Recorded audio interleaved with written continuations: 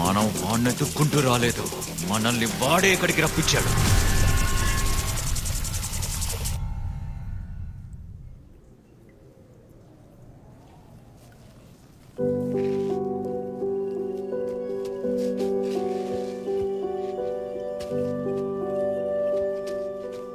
చీకటి నిన్ను భయపడుతుంది, వెలుగు నీకు ధైర్యాన్ని ఇస్తుంది.